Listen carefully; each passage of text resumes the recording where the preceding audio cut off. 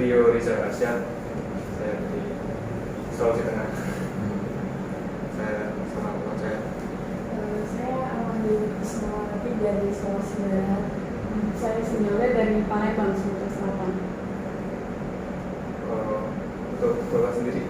Nirawan. Oh, Pak Nirawan. Kita langsung aja ke wawancaranya. Kalau dari Pegadaian sendiri, Pak, untuk sejarah berdirinya Pegadaian di Pegadaian ini kapan ya? Kalau kami itu berdiri 1915. 1915. Ya, kalau Pegadaian kan 1901, kalau itu 1915 di Jogja ini. Sebenarnya itu udah lama banget kan? Ya, lama banget. Kita memang kalau zaman Belanda dulu memang kita hanya menerima Pegadaian yang bawa barang aja. Sekarang kita udah beralih, udah multi produk, jadi tidak hanya Pegadaian barang, tapi bisa juga yang BPKB. Jadi jaminannya yang BPKB atau sertifikat kita sudah bisa sekarang. Terus produk kita yang lain juga punya, jadi tidak hanya Pegadaian barang, tapi ini ada tabungan emas juga ada. Ini pernah lihat di TV, iklan TV, Pegadaian terima tabungan itu dia nggak punya uang tapi langsung dikonversi ke emas. Kita juga melayani pembelian emas secara kredit, ada juga. Terus produk yang lagi kita bisa terima kalau misalnya beli motor, jadi leasing itu kita bisa juga. Jadi sekarang sudah beralih ke situ dari awal kita berdiri 2019, sekarang kita sudah banyak produk kita yang lain. Berarti dari semenjak sebelum kemerdekaan bahkan sudah ada Pegadaian. Jadi kita sudah dikenal dari dulu di Belanda sendiri. Sekarang pun sudah nggak ada Pegadaian. Iya. Pegadaian ini yang ada itu cuma di Indonesia, cuma di Thailand. Sekarang sudah nggak ada sama. Kalau untuk fungsi kepada masyarakat itu seperti apa Pegadaian ini? Kalau kami kan memang Pegadaian itu kenapa masih diminati masyarakat? Jadi kita kan kalau misalnya butuh dana yang cepat, itu kita bisa langsung misalnya masukkan barang, misalnya sayur. Ya memang mungkin kalau yang jenengan yang orang-orang modern sekarang mungkin yang kartu kredit bisa. Cuma kartu kredit itu kan mau membuat kartu kredit kan kalau nasabah kan males. Nah, buat kartu kredit dulu itu pun kalau kartu kredit kan nggak boleh sembarangan. Ya, kan ada iuran per tahunnya ada juga. Ya. Nanti kalau tidak bayar itu jangan di blacklist kan. Nah itu makanya menghindari mereka itu banyak nasabah-nasabah yang menghindari membuat kartu kredit mending Pegadaian. Pegadaian kan tidak sampai di blacklist. Misalnya nggak bayar kan nggak beli aja selesai. Nah, jadi gitu. Jadi masyarakat lebih senang karena butuh dana berapapun kita bisa. 50.000 pun kita kan bisa. Ya kalau misalnya masih harus 50.000 pinjam ke bank nggak mungkin juga, mesti malu lah. Kalau kita masih bisa. Jadi kalau 100.000 pun 300.000 pun bisa. Jadi kalau yang dengan mungkin kalau di Pegadaian kan banyak kita nasabah kami kan dari yang bawah sampai ke orang berduit pun memanfaat kita. Jadi tidak beda di bank ya. Bank kan rata-rata menang ke atas lah. Ya. Kalau kita kan misalnya nasabah yang tidak dia hanya punya sepeda, sudah mini, butuh dana untuk anaknya mau apa lah, butuh beli seragam atau apa, biasanya kalau bulan-bulan kayak gini kan banyak juga masukan. Terus kadang-kadang juga nasabah itu ibunya sama anaknya ke sini, jadi masih sangat kalau yang pengusaha bukan pengusaha kecil itu masyarakat yang golongan menengah bawah itu masih senang kita. Jadi mereka masuk ke kita itu nggak canggung, ya. Udah masuk ke bank itu udah takutan juga. Kita kan, makanya kita tampilan kita nggak sampai mewah banget seperti bank juga. Dan rata-rata Pegadaian juga nggak pakai yang sampai yang BRI kan tinggi gitu. dan nggak ada yang tinggi. Ya, karena nasabahnya kan sepuh kan banyak banget, Iya. kasihannya sepuh itu ya. Kalau kan untuk sekarang nih Pak, kita melihat tantangan untuk pegadaian kan misalnya kayak seperti pinjaman online segala macam itu, bagaimana pegadaian ini bisa menanggapi hal tersebut Pak? Ya. Kalau ya kita juga ikut bertarung juga sih itu ya, pinjol ini mah gampang banget. Tapi kan dengan banyak kasus-kasus yang pinjol itu kan banyak yang banyak yang bermasalah lah, gitu ya. Yang mereka harus menurut kita memang pinjol memang menang juga tanpa agunan, cuma pinjam di sini aja, ya, bisa berapapun, tapi kan bunganya tinggi banget. Kalau tidak bayar terlambat aja sampai kayak gitu, semua dikasih tahu. Yang kerahasiaannya juga diumbar lah. Kalau kita kan ya, kita tetap mengikuti di situ. Kita juga membuat produk aplikasi juga namanya Pegadaian Digital Service kan. Jadi kalau misalnya buka di situ, nanti pengajuan bisa tanya-tanya di situ. Kita buka gitu juga. Kalau enggak, kalau di situ kan bisa mau produk apapun di situ ada juga. Jadi kita juga mengikuti perkembangan zaman. Oke lah, pinjol mau main di situ, kita ini aja lama, tapi apa? Kalau kita lebih safety ya, lebih nyaman bagi kita lah ya. Jadi kalau misalnya sampai jatuh tempo gitu kan sampai jatuh nyaman kan masih bisa ngomong ke kita gitu, minta ditunda atau apa kan masih bisa. Terus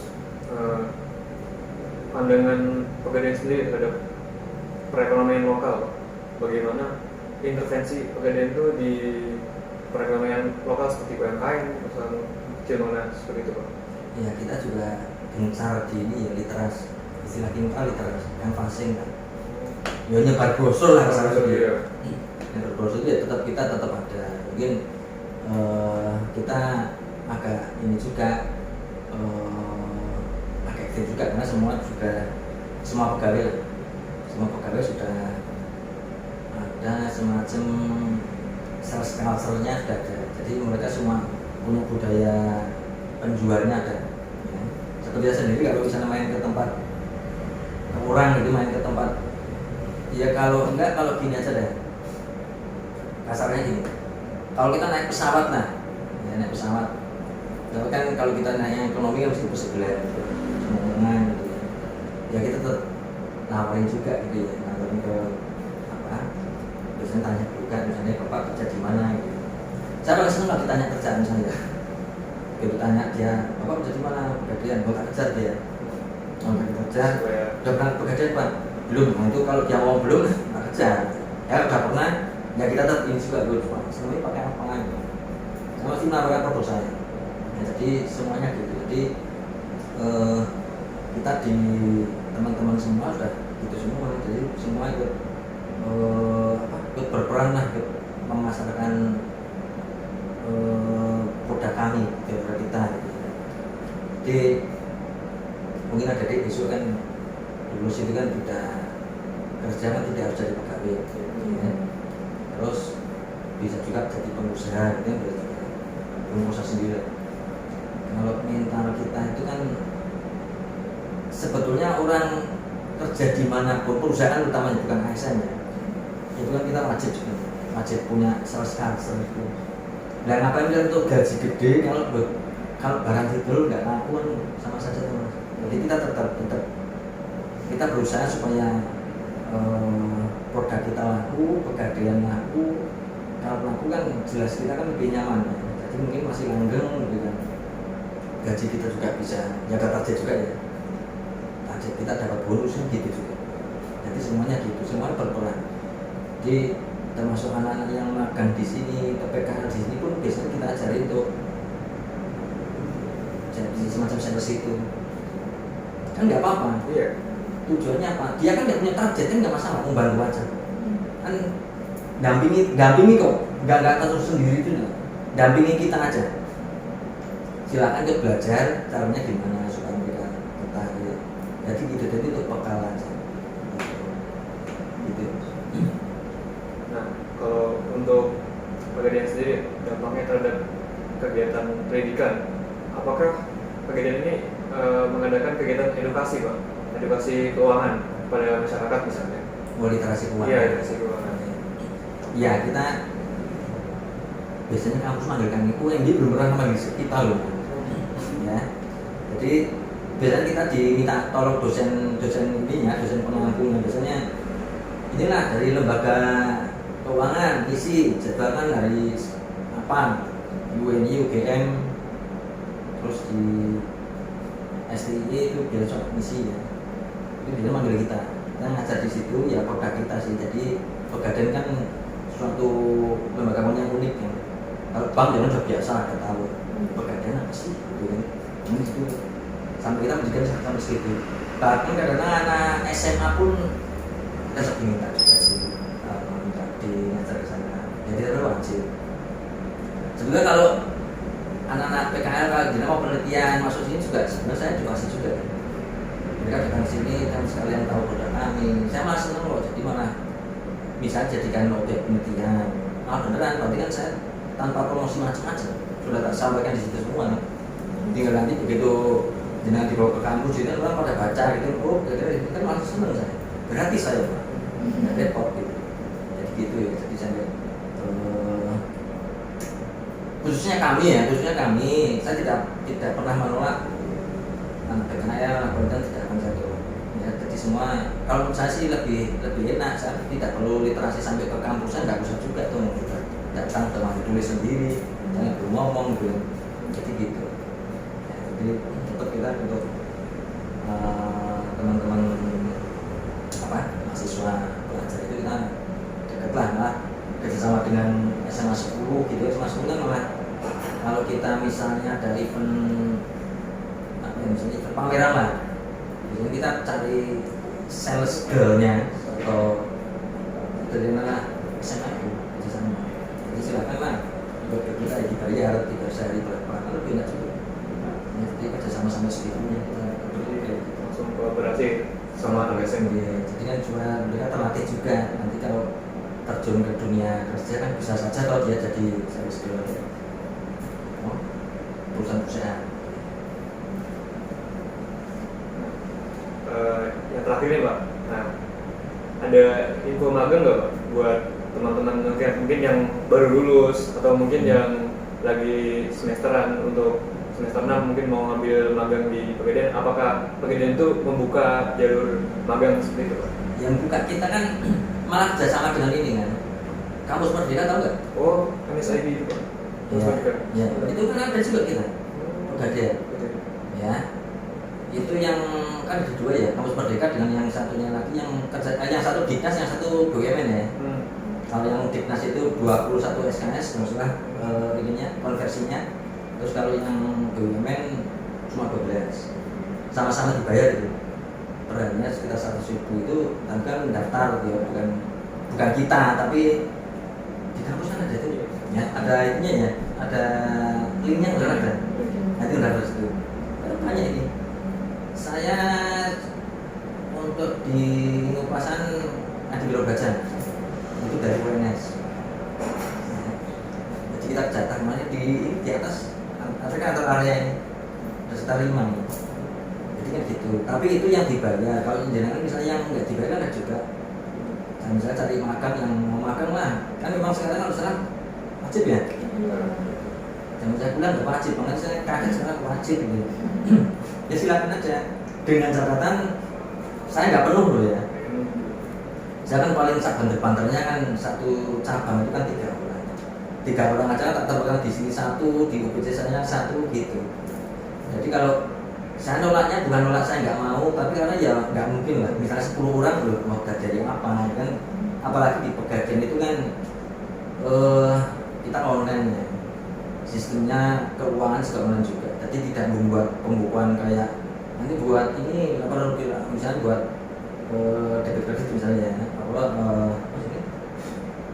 buku besar gitu, buku besar terus nanti rasa kita nggak buat kayak gitu kan, udah semua sudah langsung masuk di ya, program gitu kan, udah langsung jadi kan. Nah itu jadi semuanya juga kasir tinggal masukkan aja penafsiran juga belum masuk mana aja, ya sudah langsung yang kerja komputer itu.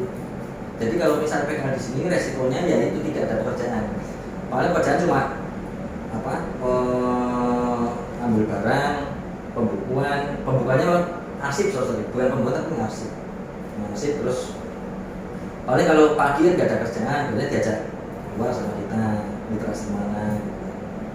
Kalau nggak biasanya minta tolong kita buatin data kita untuk buat kita mau buat apa semacam perkembangan dari Januari sampai Mei pokoknya. Kita minta data, buat data aja tolong begini, paling gitu aja. Ya kerjanya itu nggak ada nggak rutin terus sampai terus itu nggak sih, kita nggak ada kayak gitu. Jadi saya takutnya kalau tetap mau magang di sini nanti nggak ada pekerjaan gitu kan, bingung juga. Apalagi kalau manajemen akuntansi itu mungkin masih komunikasi masih penting, tapi kalau IT nggak ada pekerjaan di sini, nggak ada apa pekerjaannya. Ya, jadi nggak pas kalau TI nggak pas di sini. Akhirnya nanti dari sales kan nggak nyambung, itu ya. Nah, buat teman-teman mungkin yang mau magang atau mungkin yang baru lulus pengen masuk pegadaian, bisa langsung di daftar langsung di situs MBKM seperti itu. Nah, mungkin tadi itu pertanyaan terakhir ya Pak ya. Mungkin cukup sekian wawancara kami minta maaf sudah mengambil waktunya dan juga terima kasih sudah diberikan izin untuk wawancara. Sekian dari kami. Wassalamualaikum warahmatullahi wabarakatuh. Nanti ya, sekarang saya jadi volunteer ya, gadain barang. Gak tahu prosedurnya, mungkin buat video teman-temannya soalnya grupnya jenengan pada video semua loh. Video gade. Jadi langkah dari awal gade sampai pencairan, nanti kan dapat surat bukti gade. Ya daripada nanti jenengan gak ada sendiri loh, takutnya gitu semuanya buat semuanya. Ada 8 ya sudah, 8 kelompok masuk saya. Sumbernya saya sendiri lagi. Jadi tolong kalau punya kalung apa cincin, ya apalah terserah sih. Saya nggak ini terserah barangnya apa. 3 desa 1 juta aja. Palingan cuma kena biaya maksimal 20.000, total paling kena 20.000. Tapi jangan kan bisa tahu bentuknya di video silahkan. Soalnya kalau video nasabah saya nggak perbolehkan, karena kan nasabah nggak mau kan di video terus terus medsos lagi, itu kan nggak mau juga. Terus nanti kan ada surat bukti gadenya itu silahkan difoto nggak apa-apa, itu kan namanya jenengnya.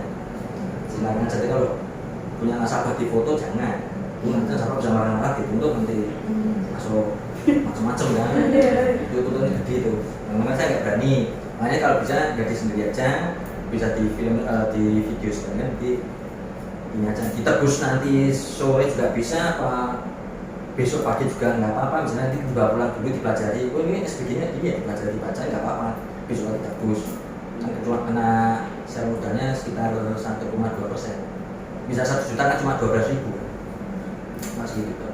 Jadi ya 3 orang kan iuran 4 ribuan kok gitu. Itu aja sih. Jadi yang punya data itu silahkan nanti malah dapat bonus dari kami, nanti dapat kartu ATM BRI mas.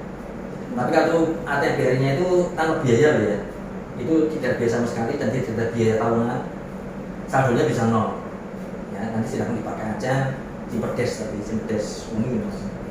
Nanti saldo bisa sampai 0, nggak apa-apa. Dibuatin kita aja. Nanti sekalian aja dibuatin, kasih itulah. Nanti terserah mau diisi terserah enggak ya nggak apa-apa. Itu ya. Sekarang saya langsung ke satu aja minta gade, silakan aja. Itu ya. Terima kasih Pak.